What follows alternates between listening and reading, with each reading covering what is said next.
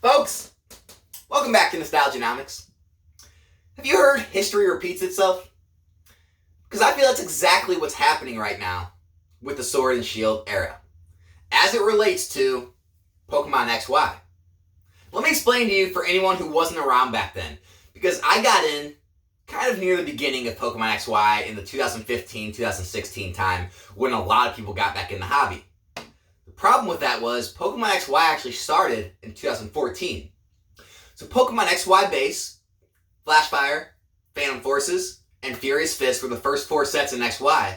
They were released in 2014 into 2015. And so that was around the time when I started getting in.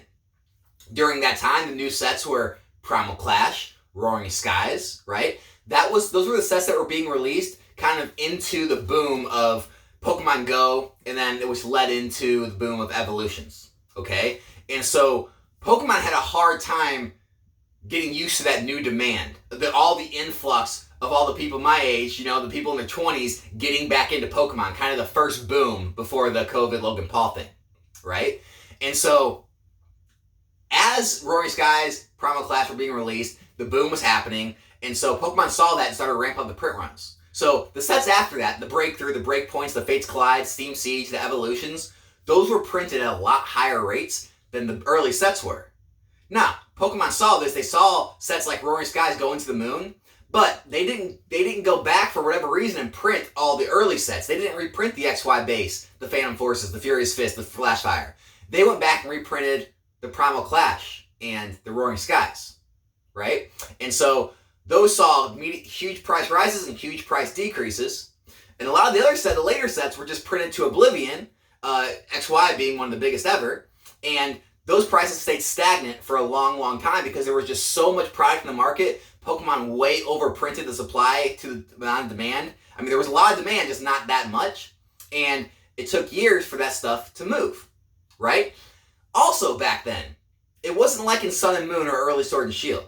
You could walk in card shops back then, and they had almost every box of cards on the shelves. Maybe not XY Base and Flashfire, but pretty much every other set. You could walk in the card shop, they had all the sets, you could have bought booster packs and booster boxes from every single one of those sets, and they were available. We weren't used to that during Sun and Moon, or early Sword and Shield. We were used to maybe card shops having 2 or 3 sets at a time, everything else was sold out. It wasn't that way back then. Product was readily available whenever you wanted to buy it.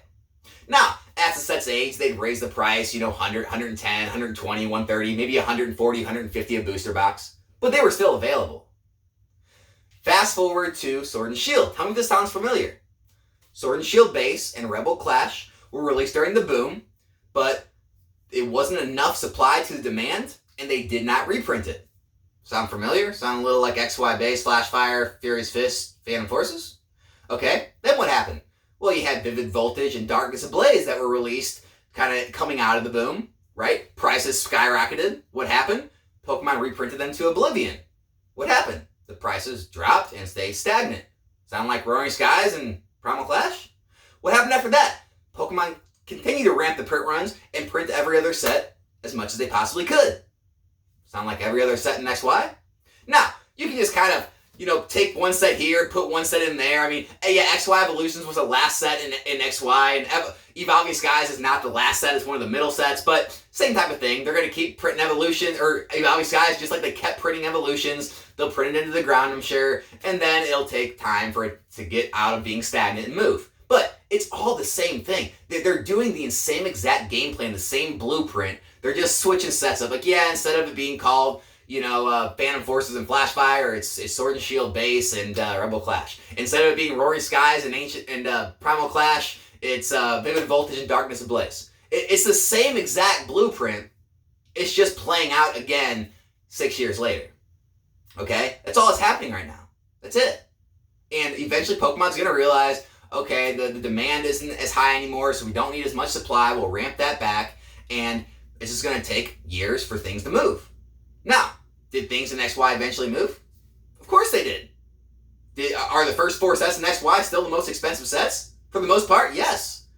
Will Rebel Clash and Sword and Shield Base still be the most expensive sets in Sword and Shield? They are now. They're still more expensive than Evolving Skies.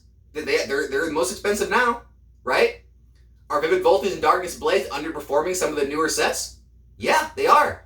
Did Roaring Skies and Primal Clash underperform a lot of the newer sets after they got reprinted? Yeah, they were the worst sets in XY for a while. Even worse than Steam Siege. And so, it's all the same thing, except Sword and Shield is actually a little better, right? I mean, Celebrations is far outperforming Generations. I mean, you see Generations now, you're like, oh, Generations is way better. Not back then. I had it all. I had the ETBs. I had the super premium collections. I had all the mythical pink collections. I had the red and blue collections with the Pikachu, Charizard, Venusaur, Blastoise. I had all that product. I bought it, and I sat on it, and I sat on it, and I sat on it. Month after month, year after year. Eventually, it did tick up and go sky high when the supply eventually got bought up. But you can ask any seller back then who was full-time selling, that stuff sat for a good while. You could have picked that stuff up at MSRP long after Celebrations or Generations was released. Okay? The ETBs didn't immediately jump to $70. The Ultra Premium Collections, or Super Premium Collections they were called back then, didn't immediately jump like Celebrations did. And so, in a lot of ways, sets now are performing better than they did back then. Evolving Skies, far outperforming Evolutions. It's not even close. Okay? And so, it's so easy to get caught up in the moment and see all these products be released and the supply overwhelming and the demand isn't as high to buy out the supply anymore and there's too much product and it's all staying stagnant. And then people ask, well, what do I buy? I don't know, anything? I mean, whatever you want to get your hands on, whatever you see the best options for in the future. In my mind, I think most all of it's going to move eventually. Obviously, there's going to be high performers and low performers, right? I mean, look at XY. You got Steam Siege, you got Fates Collide, right? You got sets like that, Fates Collide's still hovering around $300 a box. Steam Siege still hasn't broke $300 a box, and we're talking 5+ years, right? But you also have sets like Evolutions. You got sets like Ancient Origins, right? Even like the Breakthrough Breakpoints are in the 400s, maybe 500 a box now. Evolutions and Ancient Origins were, I think, still in the 700s, okay? And that's a good news for Evolutions. Think about Evolutions now compared to Evolving Skies. Evolving Skies, even if it keeps getting reprinted, Evolutions got reprinted more, I'm sure. Evolutions still got printed more than Evolving Skies is going to, in my opinion. Evolution still moved. So Evolving Skies can still move too.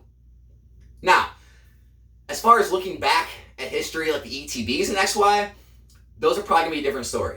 Okay, so don't get caught up looking at XY ETBs and thinking, oh yeah, I'm just going to store up cases of these and they're going to be worth $300, $500, $1,000+ like XY ETBs are. No. ETBs were not produced the same way back then. I'm not saying ETBs can't be good investments. I'm not saying you can't double, triple, quadruple your money on them.